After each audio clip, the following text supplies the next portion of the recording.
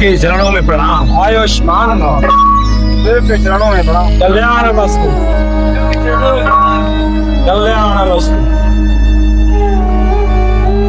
कहो राजन अवधेश, राज्य का समाचार सब उत्तम है ना?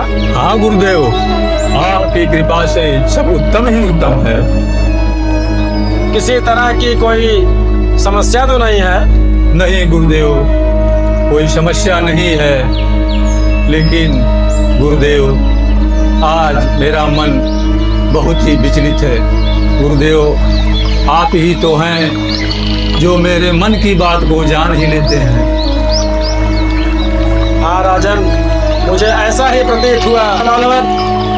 प्रफुल्लित रहने वाले मुखमंडल पर चिंता और उद्विग्नता दिखाई पड़ रही है। बताओ क्या कारण है? गुरुदेव कर चुका विवाह 3, फिर भी फल उसका मिला नहीं।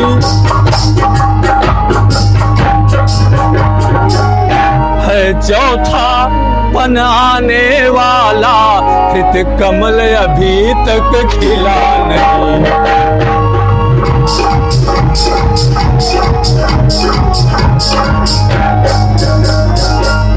क्या जाने कैसा है भविष्य, अब तक जो प्रभु दे रहा है।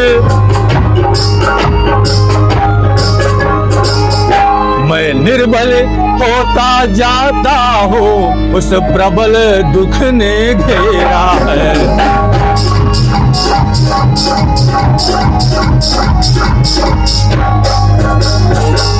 गुरुदेव ऐसा तरवर क्या तरवर है, फल ही जिसमें उत्पन्न न हो। वह जलधर भी क्या जलधर है, जल ही से जो संपन्न न हो।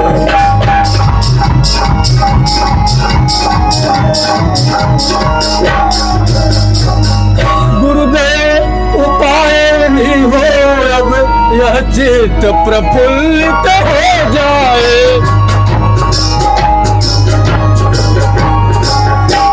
आंखों में आए प्रकाश, आत्मा आनंदित हो जाए।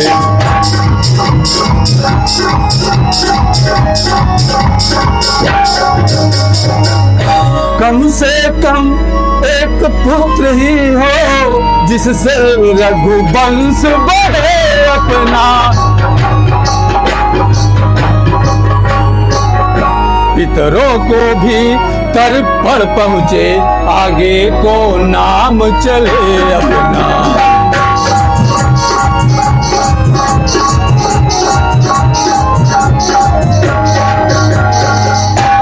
गुरुदेव राजन सर्वविदित है, 3 विवाह करने के उपरांत अब तक हमें एक भी पुत्र की प्राप्ति नहीं हो सकी है।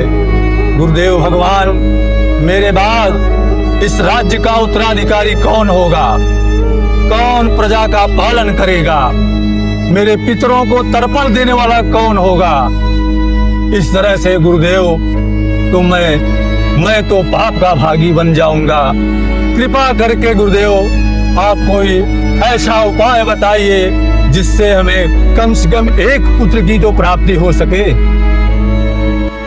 राजन, इच्छा है अगर पुत्र ही की, पुत्रेष्टि यज्ञ संधान करो। और पुत्र भगवान विष्णु का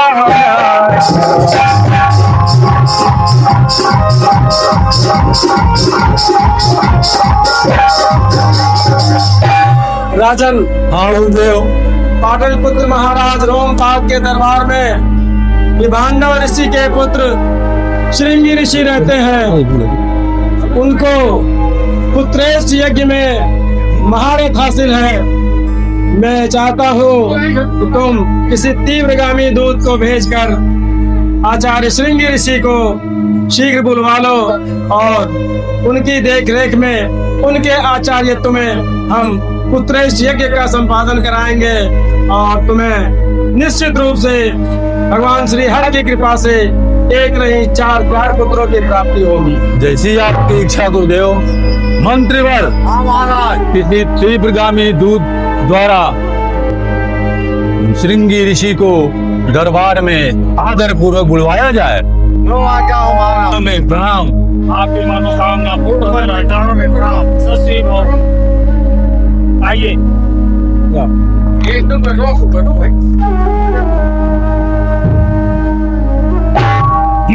प्रवासी आप नौ ग्रहों सहित इन लोगों के ध्यान धरिए।